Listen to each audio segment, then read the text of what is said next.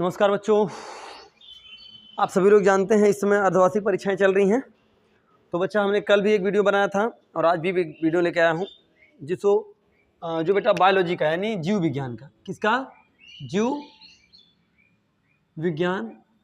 जीव विज्ञान के कुछ मोस्ट इम्पॉर्टेंट क्वेश्चन हैं जो हर साल बनते हैं, हर साल, हर क्वेश्चन, हर पेपर, हर एग्जाम में।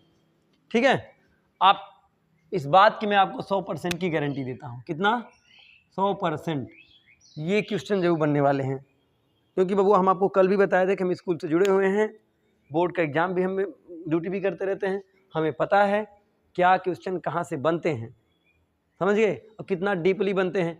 इसी के लिए हम आज आपको लाए हैं कितने 10 क्वेश्चन लाए हैं। ये 10 क्वेश्चन आप पढ़ लीजिएगा। 110% याद रखना, 110% गारंटी आएगा यहीं से, लिखित ले लीजिए। देखो बाबू, पहला होता है मानव गुणसूत्र। बाबू मानव गुणसूत्र के बारे में हमने आपको बताया हूँ, मैं पढ़ाया हूँ। मानव गुणसूत्र में मानव गुणसूत्र भाई 46 होते हैं, पता ही सबको है। 23 जोड़े होते हैं, उसी के बारे में पूरा लिखना है कि नहीं, जिसमें समजात होते हैं, असमजात होते हैं, लिंग संलग्न होते हैं, इसको अर्धसूत्री विभाजन के थ्रू इसको बांटा जाता है। ठीक, इसको कहते हैं वंशागति क्रोमोसोम होता है। बाबू किस प्रकार से वंशागति बदलती है कि नहीं, मेंडलीफ थे, उसमें तमाम प्रकार से मेंडल ने कैसे वंश के अनुसार बताया था, है ना। वंशागति के कौन जनक हैं? ग्रेगर जॉन मेंडल पापा हैं उनके। मानव निषेचन, बाबू मानव निषेचन में पूछ देगा कि मानव निषेचन की क्रियाएं कितने दिन में होती हैं, मानव निषेचन कहाँ होता है, ये क्वेश्चन बनते हैं, धाए से बनेंगे। पक्का आने वाला बाबू लिंग गुणसूत्र। बाबू लिंग गुणसूत्र किसे कहते हैं, जरा इसको देखिए। जो एटोसोम एलोसोम जो होता है, जो हमारे लिंग का निर्धारण करता है, उसे क्या कहते हैं? लिंग गुणसूत्र, जिसे 23वां जोड़ा गुणसूत्र कहते हैं।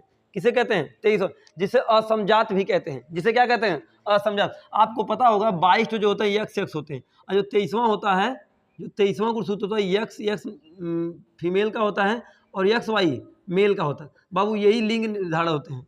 अंत वाला गुणसूत्र क्या होता है? लिंग निर्धारण होता है। अंत वाला गुणसूत्र लिंग निर्धारण। समझ गए बच्चा? आगे देखते हैं। यौन संचरित रोग। बाबू जनन रोग के बारे में बताया था कि जनन रोग किसे कहते हैं। आप जानते हैं कि जनन अंगों का सामाजिक, मानसिक और शारीरिक रूप से सही काम करना क्या कहलाता है? जनन स्वास्थ्य कहलाता है। उसमें बताया था यौन संचरित रोग, जानते हैं, यानी लिंग के अनुसार जो होते हैं, यानी सेक्सुअल रिप्रोडक्शन के अनुसार जो रोग होते हैं उसे यौन संचरित रोग कहते हैं। ये किस तरह ट्रांसप्लांट होते हैं आपको पता होगा। मानव शुक्राणु, आप पता है आपको बच्चा, मानव शुक्राणु की संरचना कुछ इस प्रकार होती है।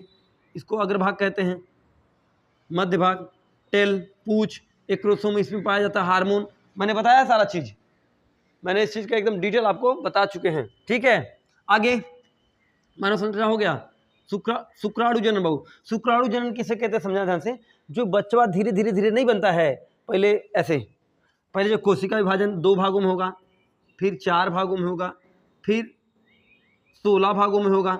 पता है कि नहीं पता है? उसी को शुक्र जनन कहते हैं। आपको पता होगा। माइकोराइजा के बारे में पढ़ लीजिएगा।